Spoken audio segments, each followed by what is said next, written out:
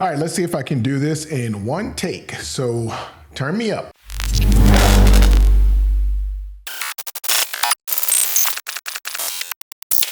Hey everybody, welcome back to the channel. Before I get started, actually, right now, go down and click the like button and then leave some random comment on the video. Just do it. I just want to see if anybody actually does it. Yeah. Try that out. Let's see what happens. Welcome back to the channel. There is a lot going on in the world. There's a lot going on with my company, and we're going to talk about it. So let's start with the company stuff. The finale, the documentary, the basketball documentary on the amateur basketball circuit will start filming this summer. Yeah, so this is a documentary on the amateur basketball circuit. I don't know if you know this or not, or you're that much into amateur basketball, but the grassroots basketball circuit used to be the place that high school basketball players played over the summer in order to kind of gain some attention and hopefully get college scholarships. But last 10 years or so, major corporations, like they always do, come around, they screw things up. So the likes of Nike, Under Armour, Adidas, even New Balance has a circuit in the team now. They've started pouring millions of dollars into grassroots basketball and trying to gobble up all the talent to get them to play in their little specialized sessions in hopes of getting these athletes to then go to colleges that are sponsored or have some type of partnerships with these different companies, and then hoping that when these players become professional, they will sign endorsement deals with these companies. Now, obviously, the vast majority of people that play high school basketball will, one, never make it to college, but even less likely will ever make it to the NBA. But if you spend, I don't know, $100 million over the course of, let's say, 3 summers, and even one of those turns out to be promising, that is a great return for your company. So that is what these companies are doing. And in my opinion, it's really ruined the amateur basketball scene. Not that, you know, people should not be able to monetize their value as soon as they can, but with so much money being poured into the lives of children, basically, it, one, ruins the integrity of the game. 2, it has created this culture where coaches and teams and other people that are involved in the back office operations of the sport have really started trying to game the system, and kids aren't really learning the valuable lessons that they learn by playing amateur sports. Anyway, I don't want to give you the whole synopsis right here, but we will start filming that this summer. We'll be following a travel basketball team around as it is their final summer playing travel basketball. We'll have some interviews with some top coaches in college basketball, maybe some high school basketball coaches, and we'll see what else we can get. The team in question that will be followed around is none other than my team. If you didn't know, I do coach travel basketball over the summer. This will be my last summer doing it, as the team that I've been with since they were, I believe, in 5th grade. They're all in their junior year, and after the junior summer, you typically don't play summer basketball, so that'll be over. So yeah, that'll be a really cool thing, and that starts filming this summer. In other news, The Lot, which is a project that I started with my son, I'm gonna start casting this summer, and we will start shooting this fall.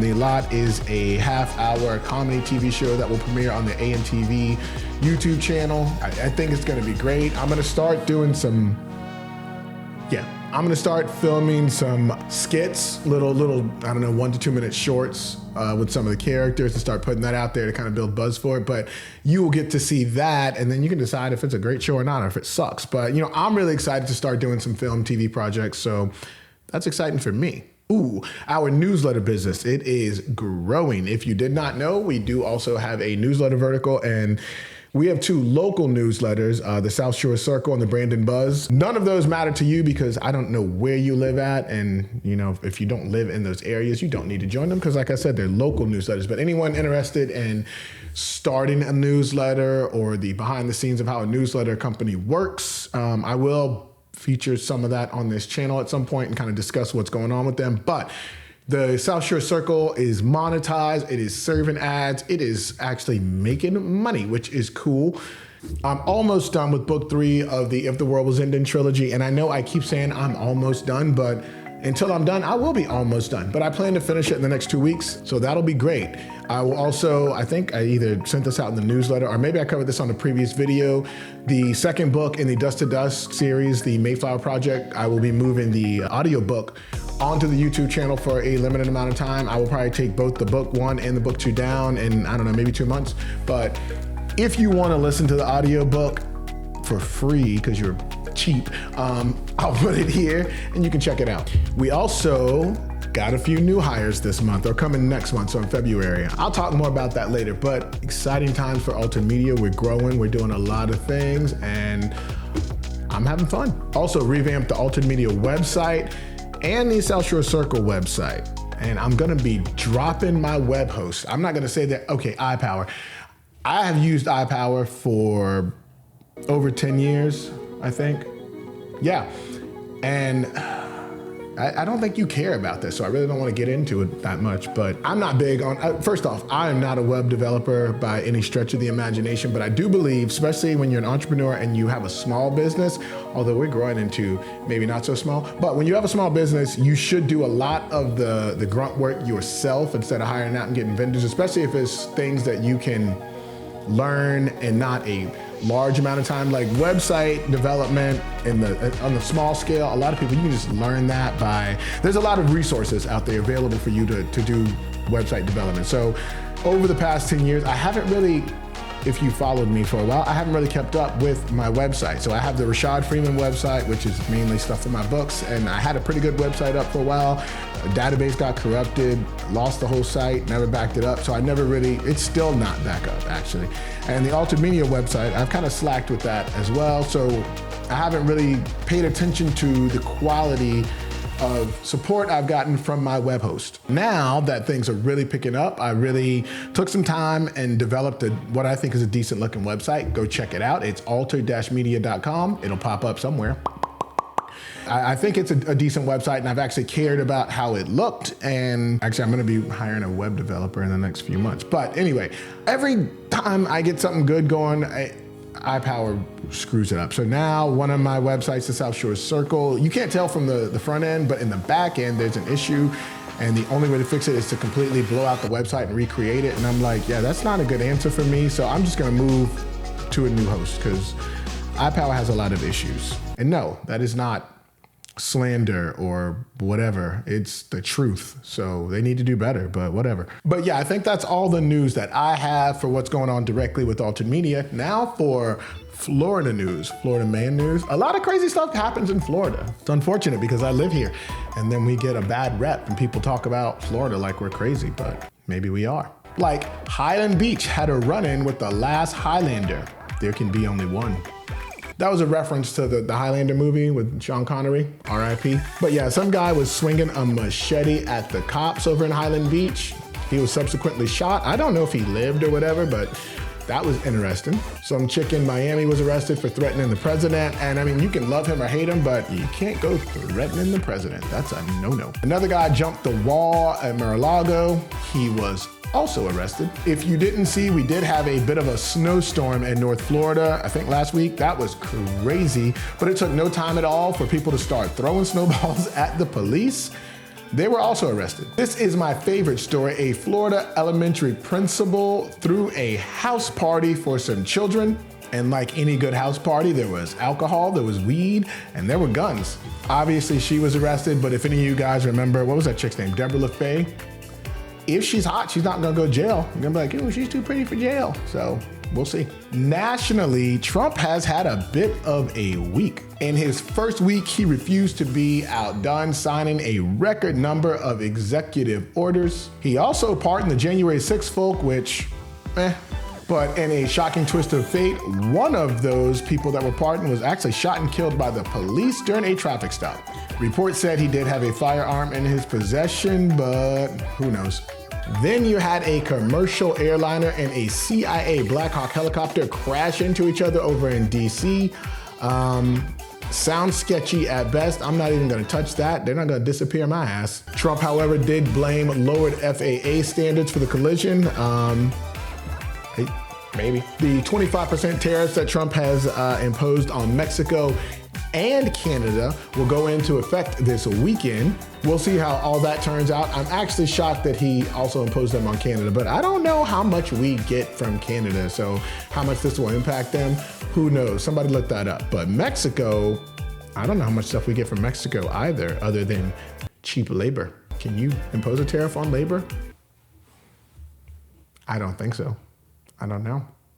They have been doing a ton of deportations or raids or whatever. So I don't know if you saw like a week ago, maybe, wasn't it, like up in New York, they were doing a bunch of raids. They're doing a lot down here too, over in Florida. We have a pretty large migrant Mexican population, I guess is what you would call it. Like migrant workers migrant Mexican population. It's a lot of M's, but that's what it is. I don't know their immigration status, but I know they have had, what do you call them? ICE agents? I'm thirsty. Yeah, they've had ICE agents like rounding people up. Look, man, immigration is a very touchy subject or issue. I shouldn't touch it, but I'm going to. Here's my take on immigration, right? Number one, I think because of the way a lot of people are, it's impossible to talk about immigration without sounding somewhat racist, which is weird, right? Because if you made any other analogy for immigration, like, let's say you had this house and these people wanted to come in your house and you were like, if you want to come in my house, you got to sign the guest book, you got to do this, you got to do that. And then sure, you can come on in and join the party. And instead they broke your window and they climbed in, right? You'd be like, well, now you got to get out. You can't just break into my house, right? It's immigration. That was my analogy for immigration. I don't know, man. I mean, this may be a very naive stance to take on immigration, right? But I feel like if you didn't make it so, if you didn't incentivize immigration, then I don't think you'd have as much of a problem with immigration. Being that a lot of companies, they hire illegal immigrants to do a lot of work. A lot of people hire illegal immigrants to do a lot of work. And as long as they do that, then sure, it's like the drug war, right? If there are people using drugs, people are gonna sell drugs. You wanna stop the drug war, stop people from being crackheads. So if people are constantly employing immigrants, or illegal immigrants, I should say, or whatever the PC term for that is, then they're gonna come here. Why would they not? Like, that doesn't even make sense. So make it where, you should penalize the people that are employing illegal immigrants. And then they'll say, oh, your prices for things are gonna, no, they won't, shut up. The price is not gonna go up. There's a breaking point for a price on anything. But if you don't employ illegal immigrants, then it'll be much harder for illegal immigrants to live here because it won't be better than where they came from. So yeah, and sure, we need to do something about illegal immigration. I don't know what that is. And like I said, I think it's a very difficult topic to touch on. Don't know if I'm gonna keep this part in the video because it's weird.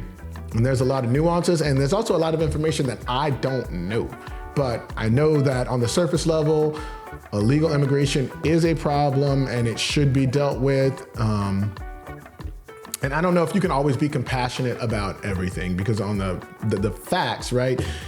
People come here that should not be here because they did not come here through the legal channels. So then you got to deal with that.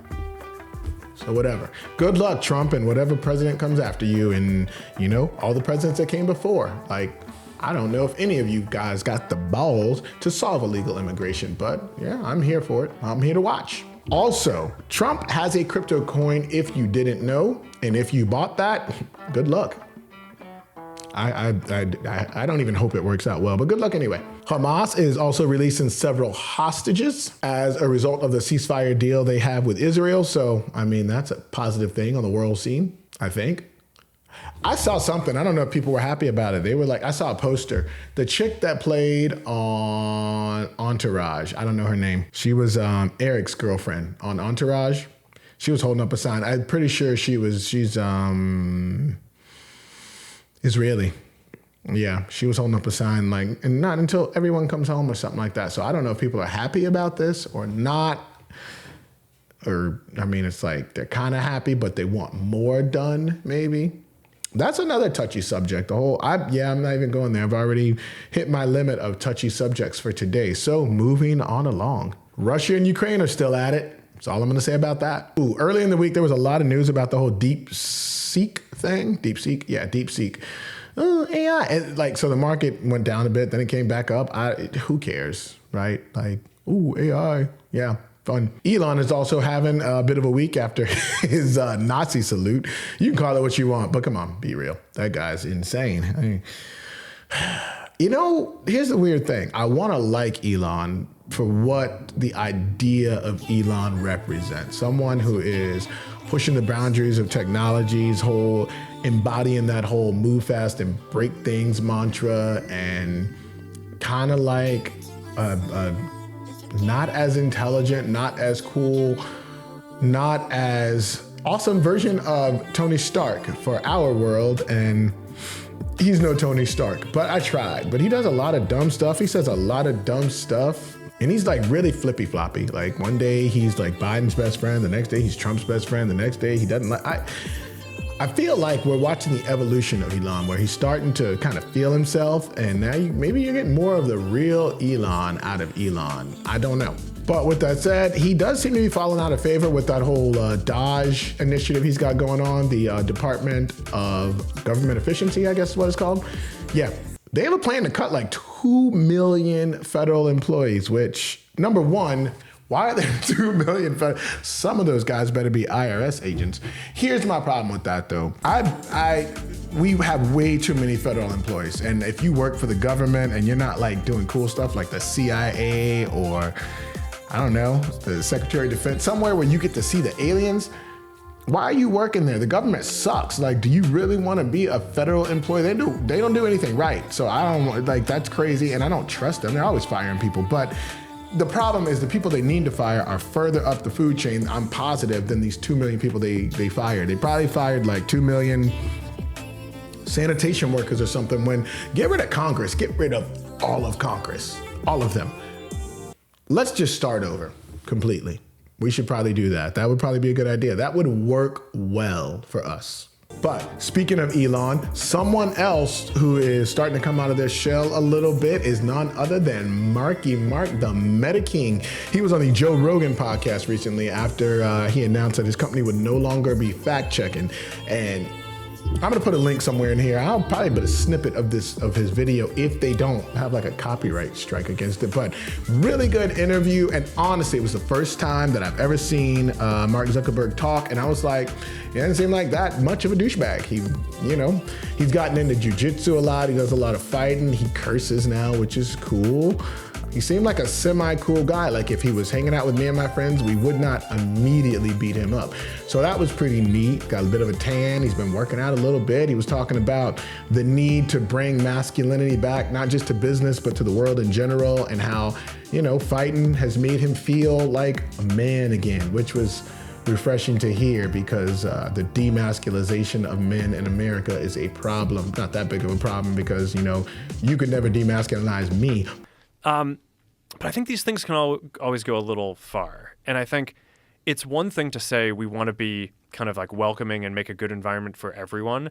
And I think it's another to basically say that masculinity is bad. And I just think we kind of swung culturally to that part of the kind of the spectrum where, it's all like, okay, masculinity is toxic. We have to like get rid of it completely. It's like, no, like it's, both of these things are good, right? It's like you want like feminine energy, you want masculine energy. Like I think that's like you're gonna have parts of society that have more of one or the other. I think that's all good, but I do think the corporate culture sort of had swung towards being this somewhat more neutered thing, and I didn't really feel that until I got involved in martial arts, which I think is still a much more masculine culture. And so, and not that it doesn't try to be inclusive in its own way, but I think that there's just a lot more of that energy there. And I just kind of realized it's like, that's how you become successful at martial arts. You have to be at least somewhat aggressive. Yeah. So, yeah. But yeah, I mean, there are like a few of these things throughout your life where you have an experience and you're like, where has this been my whole life? And it just like, it just turned on like a part of my brain that I was like, okay. Yeah. Like this was a piece of the puzzle that should have been there. And I'm glad it now is. But no, him and Joe, they had a really good conversation about, a lot of it ended up being about the fight game, about like their relationship with Dana White, how Mark is enjoying doing MMA and jiu-jitsu, how he tore his ACL, yada, yada, yada. He also bothered him a bit about the whole reverse course of like, oh, we got to fact check, oh, we're not going to fact check. And he really spoke out a lot about how the government impacted or tried to impose their will on Facebook. That is a really good interview. I would definitely watch it. You may learn some things. It was interesting. But other than that, that's all I have. This Canon I got, it's got like a 30-minute record limit, and then I got to get up and restart it. It's not very fun. So I'm gonna go ahead and end this now because we're at about 30 minutes. But when I cut this up, it's only gonna be like 5. So you're gonna wonder what those other 25 minutes had, and you'll never know. Like, subscribe, share, watch until the end. I'm telling you this now at the end, which is irrelevant.